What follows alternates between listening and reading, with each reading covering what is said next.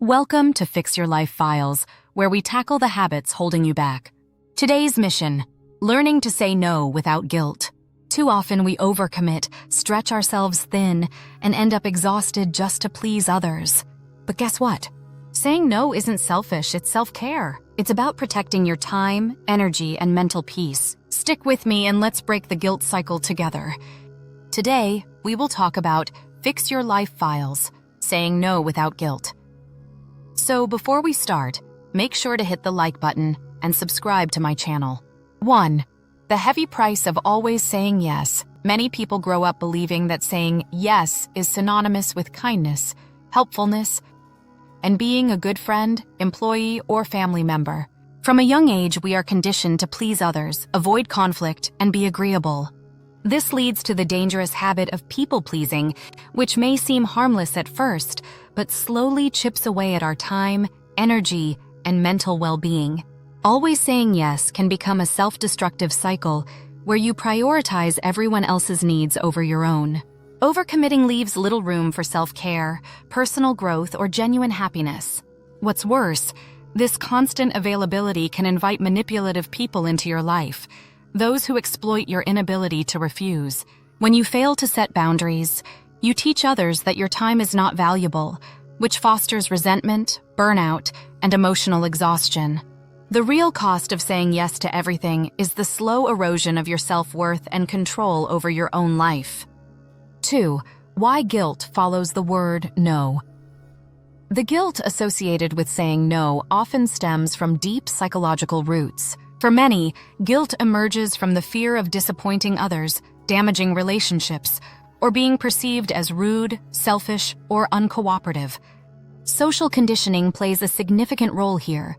We are frequently praised for being nice when we comply, but we're judged when we assert our own needs. Family dynamics can intensify this, especially if you were raised in an environment where love and approval were conditional upon your willingness to meet others' expectations. Over time, this teaches you that your value is tied to what you can offer others, not who you are. Additionally, the media and cultural narratives glorify selflessness to the point that setting personal boundaries is viewed negatively. This internalized guilt becomes a powerful barrier that makes saying no feel morally wrong, even when it's essential for your own well-being. 3. The myth of being everything to everyone. One of the biggest mental traps that keeps people stuck in the yes cycle is the illusion that you can and should be everything to everyone. This unrealistic expectation is unsustainable. Whether you're a parent, partner, employee, or friend, the idea that you must satisfy everyone's needs is a fast track to chronic stress. Trying to meet every demand doesn't make you a hero.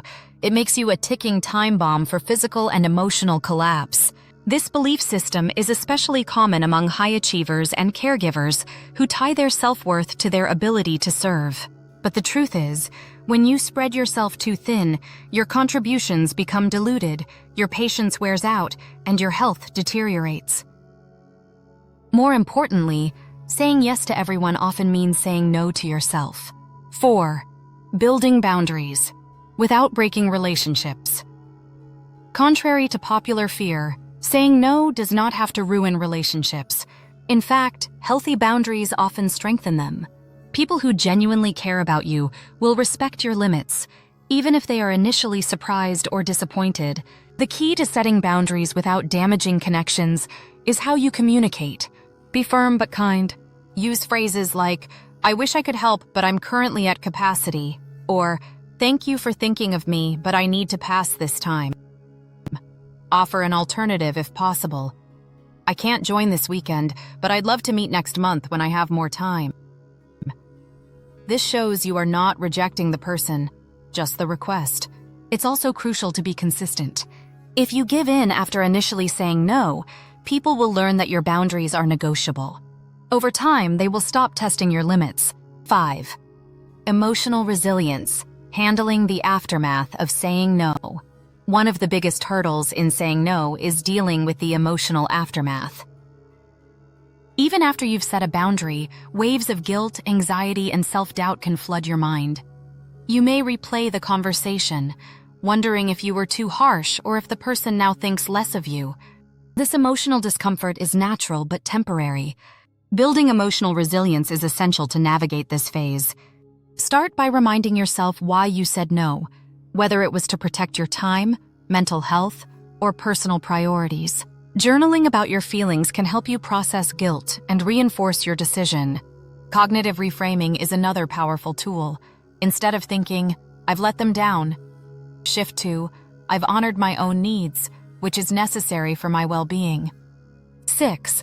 Practical strategies to say no with confidence. Mastering the art of saying no requires both mindset and technique. Practically, one of the most effective strategies is to pause before answering requests.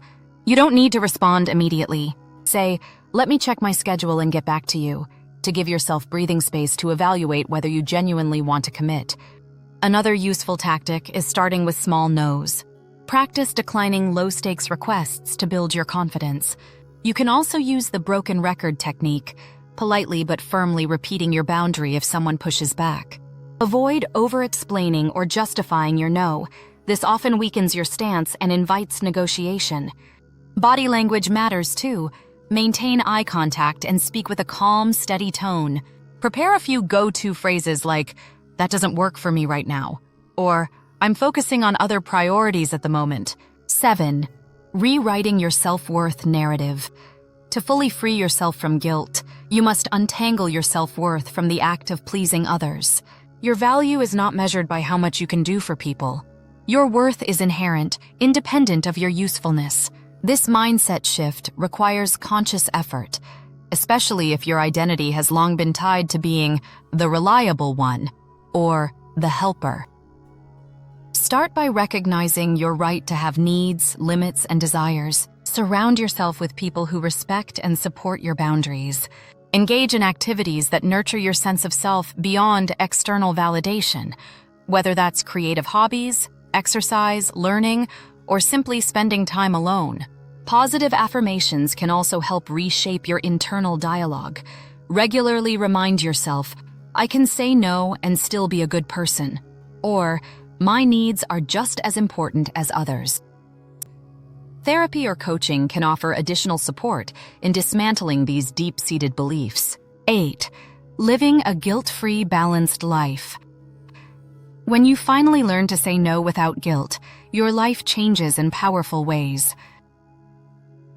You reclaim your time, protect your energy, and prioritize what genuinely matters to you. You stop overcommitting to things that drain you and start focusing on the relationships, projects, and goals that align with your values. Your mental health improves because you're no longer stretched thin, trying to meet impossible expectations. You develop deeper, more authentic connections because the people in your life respect your boundaries and know your yes carries real meaning. Most importantly, you begin to trust yourself, to believe that you have the right and the wisdom to make choices that serve your well-being. Saying no becomes an act of self-respect, not selfishness. It becomes a cornerstone of a balanced, fulfilling life. In the end, fixing your life files isn't about doing more. It's about doing what's right for you, without guilt and with unapologetic confidence. If you liked this video and would like to see more like it, please give it the thumbs up. Leave a comment and click the button to subscribe.